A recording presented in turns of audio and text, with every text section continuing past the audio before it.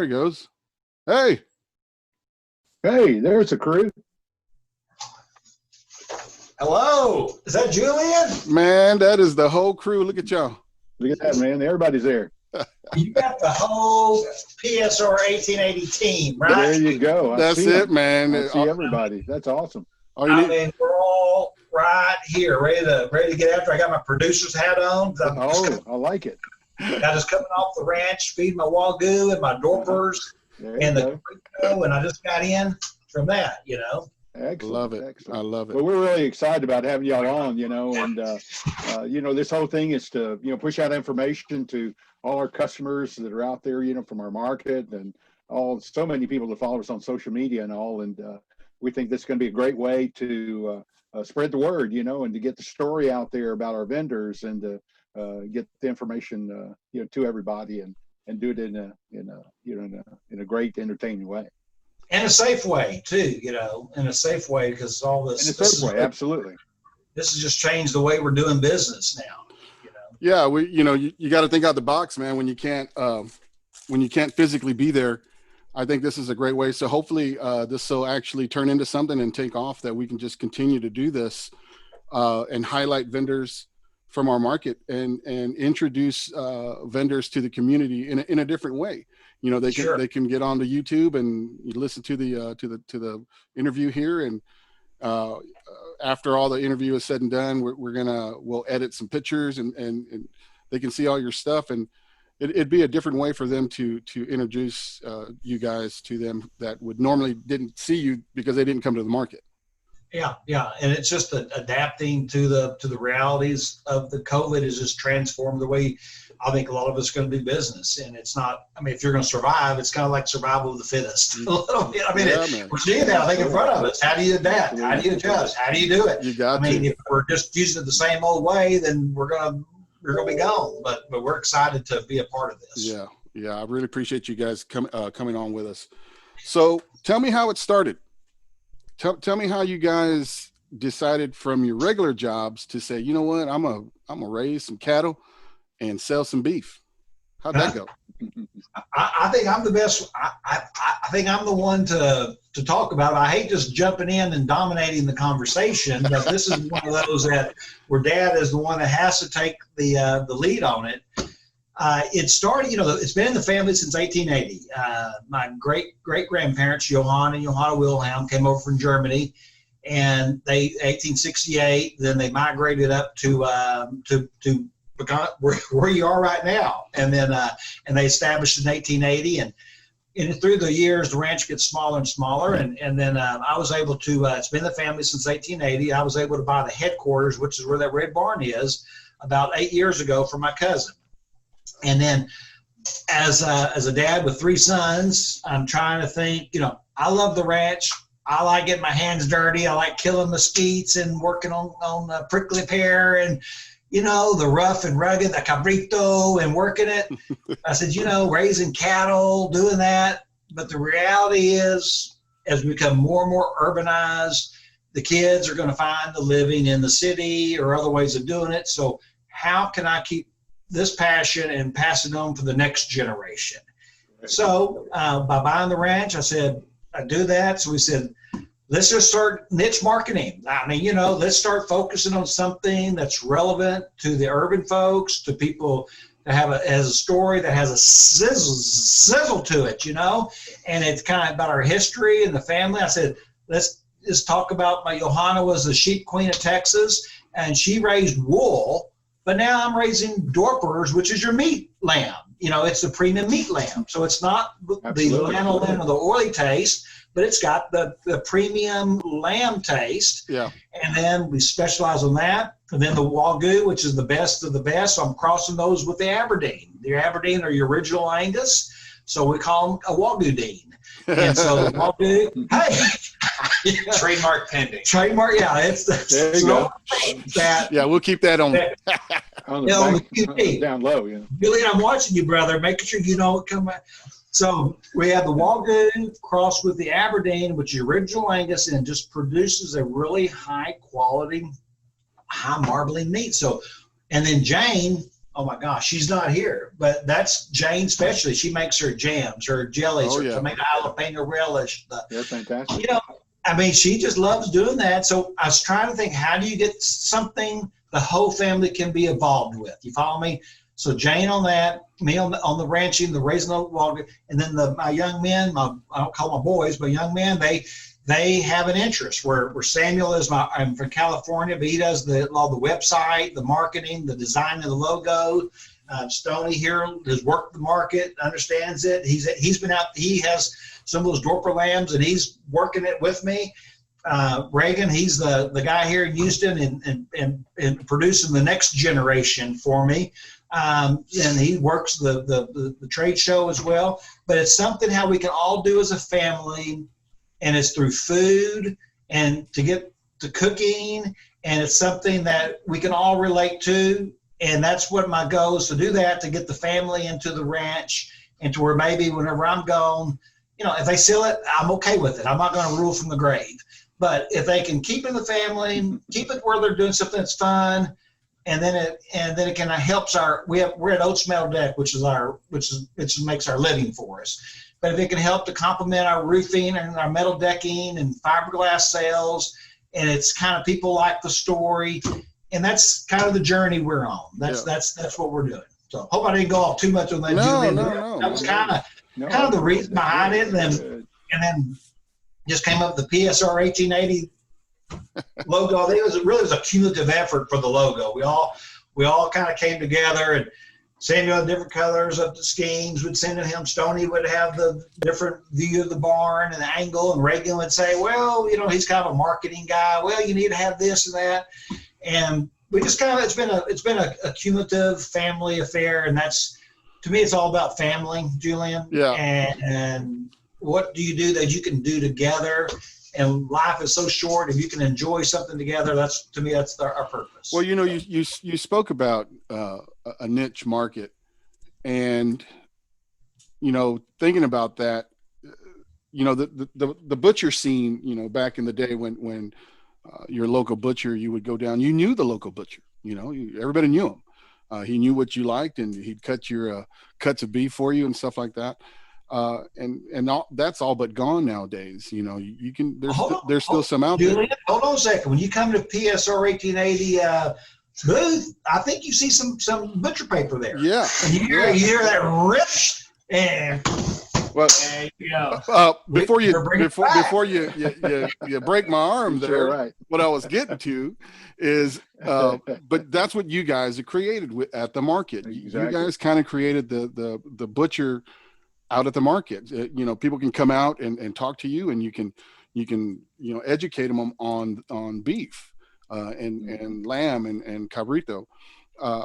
So you're kind of going back to that style of butcher in the neighborhood, which I think is, people really, you know, once people really understand where their food comes from, they're more apt to buy it, and they're more apt to spend a little bit more to buy that food, because they know what's going into them, and they know that it's not just some faceless, you know, thing at the grocery store. You know, nothing against the grocery store, but you don't know anything about the meat. I mean, you can ask the butchers, but they don't really come out from the back there. It's like the guy behind the curtain, you know, meat just shows up, you know, oh, it's replenished. All right.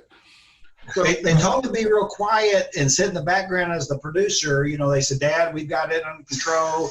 You and Mom sit back. We'll just call you when we need you. But yeah. Oh my gosh, we were called up there like this. I mean, they brought us out behind the curtain.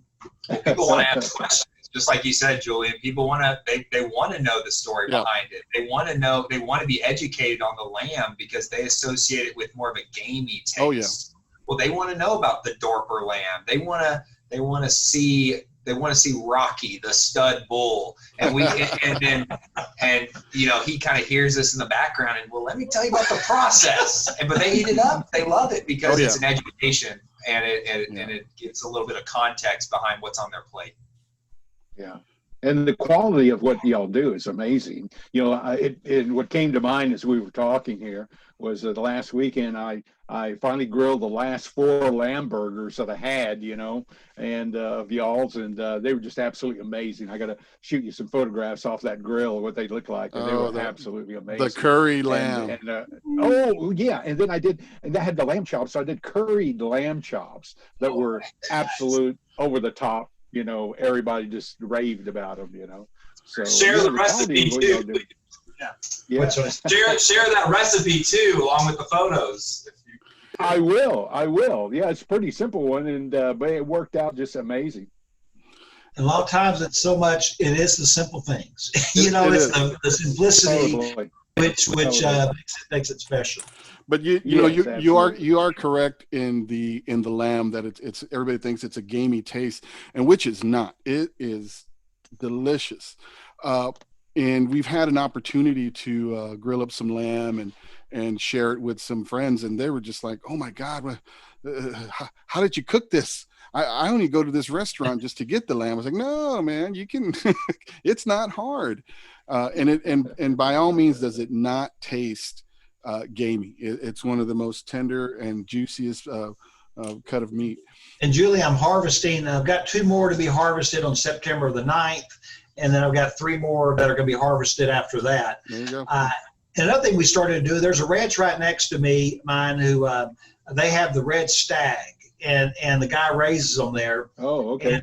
And I'm about to start to my goal is to go ahead and set up a high fence to raise my own red stag, to where I can sell the red stag. But right now, I harvested one from him on the red stag, and the meat is really superior as well. So hopefully within the next couple of years, I'll have my own red stag raised at Pecan Spring Ranch that people can come out and we can harvest them, and they're raised there right on the ranch. And that's the next kind of addition we want to add to that. Oh, that's great. That's great. As soon as you guys get some pictures and stuff, let us know, and we can open up some pictures and educate people. Let me ask. I'm shifting gears, but some people do virtual farmers markets. That's kind of what you're doing here.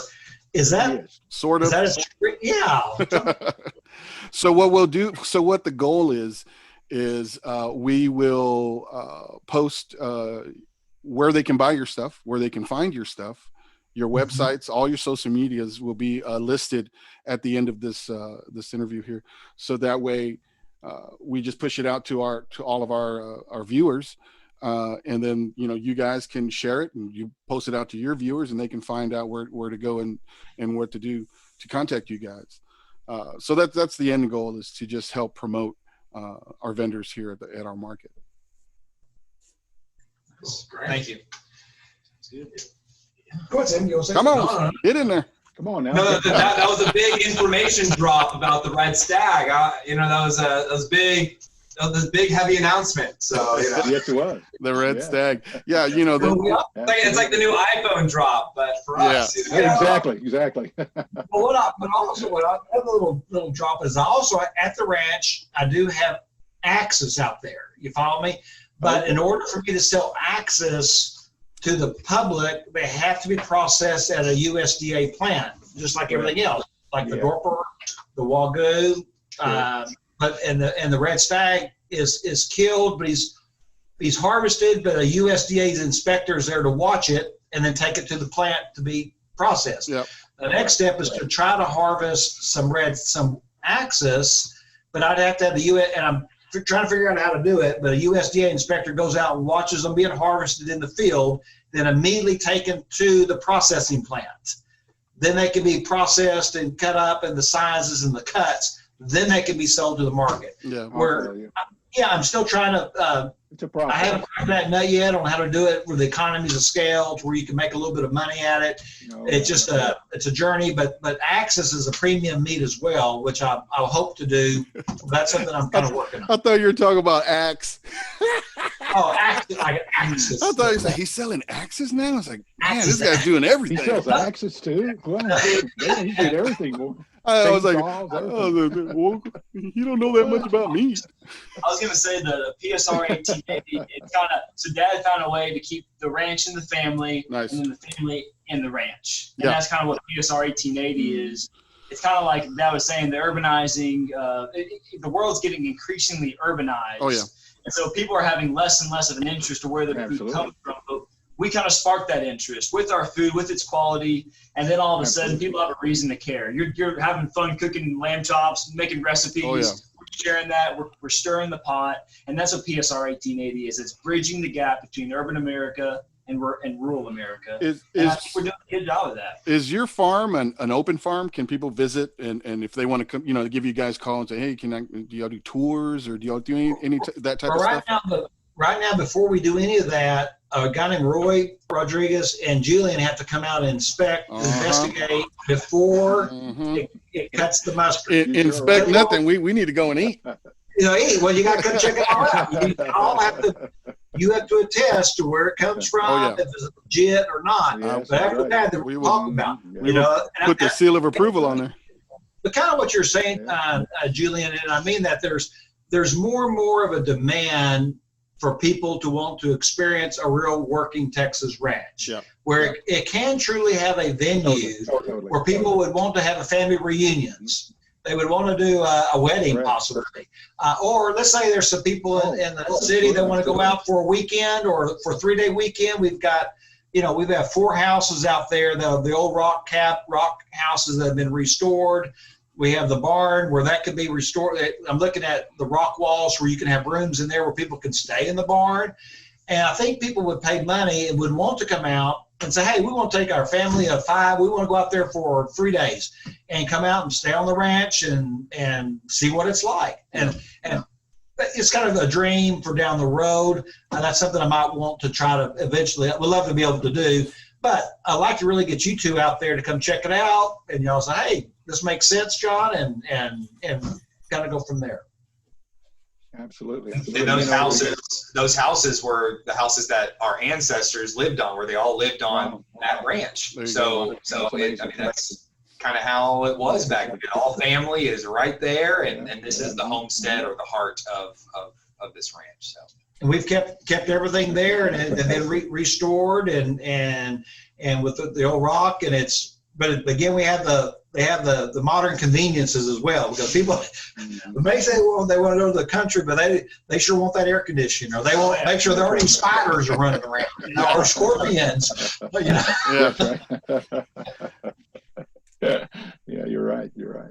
Yeah, absolutely. I think, we talked about this here before all this COVID thing came about, all that, but I think that's because of these changing times, what you just described is something that becomes much, much more appealing, to people that can go out, in a small number and experience something like that. And so it's going to be the right idea at the right time. Yeah, and Roy, that's what I told you. I wanted to get you guys out, but I finally finished the house. Remember I was telling you about my addition, Yeah. and it's finished now.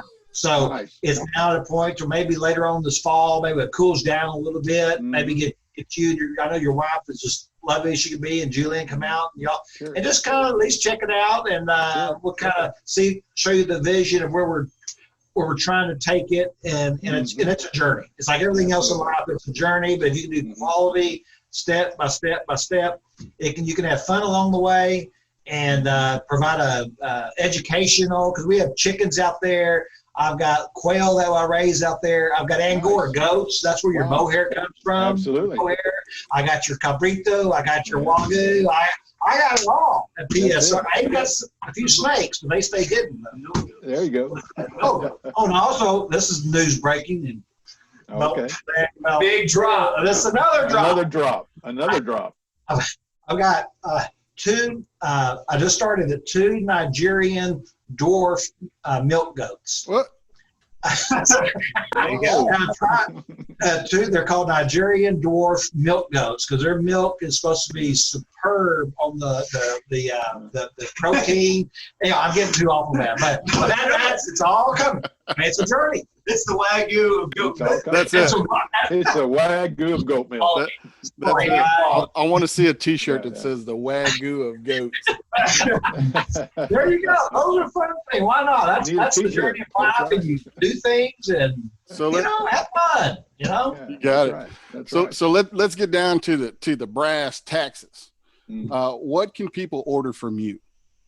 What kind of cuts, or can they request cuts? Or Yeah, so when you go to our website, there will be what we have is, because we are still a small operation. Yep. So what we're having is we have a meat pricing sheet because we're kind of especially with COVID right now, we're kind of like our pipeline isn't like all the way full. But what we're trying to do is with whatever supply my dad has right now, we would have meat pricing sheets to kind of to satisfy whatever it is people are looking for, specific cuts. My mom, the Jayne specialties branch of the website, will have only what it is that we have in stock. So you won't, there's blueberry lavender jam, peach jellies, tomato jalapeno relish. But yeah, if you go there, And wild plum jam. Oh, And nice. wild plum, which is they're called Mexican plum. So they came. watch out now. Watch out now. and they're called wild, and they're grow wild on the ranch. And so they're That's tart. amazing. They're really pretty amazing. And what Samuel is right. What we have is the Dorper Lambs. I'm having 2 processed in September, and I have some in the freezer that's for sale. And the red stag I have. The Dorper, of course, I can process those a lot faster. I probably have 300 mother ewes that produce them, so I have those at any time. And the red stag I can get, but the Wagyu, we did our test market and selling the meat to you, and we realized it's different. So what we have now, we've got 2 that will be ready, and one will be ready in April, one in June, and then after that I've got 3 more that are in the pipeline. Then behind them I have the original Wagyu Dean that are coming up, and then behind them I have like 10 others. So it took a while to get a pipeline, but we're realizing that it is unique and it is a special flavor, and it's the premium. It's the best. We can compete with any state because I'm overseeing and giving the dry distiller's grade. I'm keeping them in the shade. When they walk by, I kind of rub their buttocks a little bit and making sure they're loosened up a little bit. But they are right there with me. That's got to be the best part, huh? That part of it, the buttocks. The massages. And the dry distiller's grain is the beer, so I get a little beer. Shiner. Plug for Shiner. That's what we do. PSR 1880. But we're going to have the pipeline is being primed now. The first ones like April, then in June, then from there on, I'm at a steady flow. Yeah. But something you can't do is rush the process. You have to let it take That's its right. course and the processing happen when it happens. And that's really something where we've garnered some interest from people to claim that Wagyu steer ahead of time, where they can say, hey, I want to use this as a gift, meaning to give out some of these premium cuts where they can essentially purchase an entire Wagyu steer where we will raise and feed out that steer. We'll do the processing, all of that. I understand that's maybe even a different type of market than exactly what we've been doing, but that's a market that is out there that is something that we're interested to as well. Right, kind of like a fill the fridge. I think it's kind of a thing to where you and either brothers, whatever, all go in on a steer. We found too with a lot, just because like we're really grateful for the East End Farmers Market because being a young brand, you kind of begin to kind of figure out your brand by talking to your customers. And then hearing that, hey, actually, I need a lot of meat filled for my business partner. And so then sometimes like those requests come in, and maybe that's a niche market that we're also like filling and whatnot. But what Reagan says is exactly right. And what Samuel said too, this is what's been good with the East End. It's allowed us to dip our toe in the water, see what it's like and what kind of cuts people like. So at your market, a lady came up to me and says, you sell neck bones. Do you sell because the neck bones and the bones have collagen, bone marrow. Correct. It's the bone marrow. And I found out that's a whole nother little niche, like Samuel's saying, and that's where I'm starting to sell the bone marrow. So I saved it even on my lamb, I saved it on my red stag, and people, on the red stag, it's called Osco Burro or Burro Osco. Anyway, and that's a special cut. Also, and people love. It's called Osso Buco. Yeah, that's right. It's the bone marrow and that, and so now I have it's kind of cool. I didn't, but it's a source of collagen. Oh, Roy can fix you up some Osso Buco real good. Yeah, so it's kind of I'm learning from, but just by easing into the market, Roy and Julian, y'all have given us that opportunity and being patient with us. I know we're not there every week. It's kind of hard. We're juggling it, but we really it's been a lot of fun. And also the cow heads. Right. Oh yes, don't forget the cow heads. I mean Wagyu cow head. I got a text last week. Do you have a cow head? So we need to get on it. I do. Yeah. Yeah, I got to send you a photo of mine too. The one I took care of. I got a photo of that too. Yeah. I mean, those are the days I remember working on the ranch in Coahuila, Mexico, and we'd go out. I remember with my cousin in Coahuila, we would dig a big old hole in the ground, throw dirt. Rocks. Then the coal. Then we wrap the head in the fabric and the burlap sack, and we'd wet it, and then you put dirt on it, then coals on that, and then we'd cover it up, and we'd be gone for 12, 14 hours, and then we came back, then the vaqueros would come in. I remember that. Vaqueros would dig it up, they'd bring it up, unwrap the hat, and the first thing the guy did went for the eye. Pull the eye out, pop it in his mouth. Wow. And that was the delicacy. Yeah, my grandpa went for the eyes. Yeah. Nope. Anyway, but we're bringing back some of that too. Hey, you want a cow head? How many people, where can you get cow heads? Well, That's right. PSR 1880. We'll make it happen for you. That's it. right. Have fun with it. Yeah. That's amazing. We view that as a service and That's our right. way of reaching out to the community and working with people, just doing things. And we have relationships because when it comes down to, we all love food. We all talk about food. Food connects people and connects cultures, and no matter where you go in the world, family and friends is always surrounded by food, and no matter what that culture is, no matter what the food is, and this is a perfect example of coming from the ranch to the to the end product, and talking to you guys, and our customers having the opportunity to talk to you guys that bring it from the hoof, if you will, to the plate. And it's an amazing process, and it's a beautiful thing to hear and to learn about. Yeah, it's a good thing when you can process the cow and process everything. Nowadays, there's certain cuts that people just don't understand about. But like you said, back in the day, like I think all of our grandfathers said, you can eat it from the rooter to the tutor. Everything, everything's you can eat. So there's a thing that the farms are doing, the regular vegetable farms are doing. It's called a co-op. I think you guys might know about it. But what they do is they get they make a box and they fill it, and they have people kind of sign up and pay a monthly fee, and they get the box once a month. Have you guys ever thought about something like that? Where some people can sign up with you guys, pay a monthly fee, and they just get a box of offering whatever you put in it. Going to subscription services nowadays. Exactly. Everything's subscription. They like that. I'll just say, I don't think the supply is there on our end. I think eventually that could be a vision to where you do have something in the pipeline, and we can maybe do that. But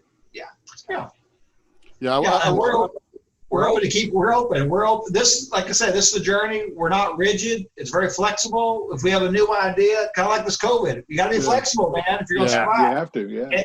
But I think the key to is having the pipeline of the Wagyu. That's the hardest, Yeah. and that's one that takes the longest, and that's the one that's the premium. But I'm feeding them out for 15, 16 months. I mean, on my dried distiller's grain. I mean, it's not like they're on there for 6 months, then you harvest them. This is a long process, but we're open to anything. You know, maybe it's a specialty subscription. You know, once a quarter you get a Wagyu and a Dorper and a Red Stag, and maybe that Axis. Yeah. There you go. Big axe like that. You Big axe. You can chop it. Yeah. Oh, yeah. Axe included. Yeah. Yeah. It comes with your own axe. You're like, Yeah. Yeah, that's great. That's awesome. Well, guys, we're getting towards the end of the line here. So let's go down the line and give us tell everybody who you are again one more time, and that way we can call it close. Yeah, Reagan Davis. Again, our handle for Instagram is @PSR1880. Our website is PSR1880.com. Yeah, and I think we're on Facebook too, you know, so. Yep. I'm the Gaston Davis, also go by Stoney, and just help out with the farmer's market and work at the ranch sometimes with my dad and do whatever. And you have some Dorpers. And I have 5 Dorper Dorpers. lambs. All right. All right, there you go. Yep. Excited. We're gonna be selling 5 of his in a couple a month or so. That's right. I'm Samuel. I'm the strong and silent ranch hand. There you go. What they call the step and fetch it. The gopher. That's right. And I'm the one that sired all these. That's it. Yeah, there you go. I'm the Rocky Wagyu. Yeah, that's right. Look at my genetics. Look at my gene produced. That's right. Everybody wants a piece of this. That's it. You sure right. That's it. It rolls down from there. That's right. Well, I appreciate you guys coming on with us. Thank y'all. This interview will be uploaded next Sunday, so we'll forward all the links for you guys, and that way you guys would share it with all your people. We'll share it with our people, and we'll see you guys when we see you. Yeah. Okay. Later, guys. Thank you. Thanks, guys. Adios.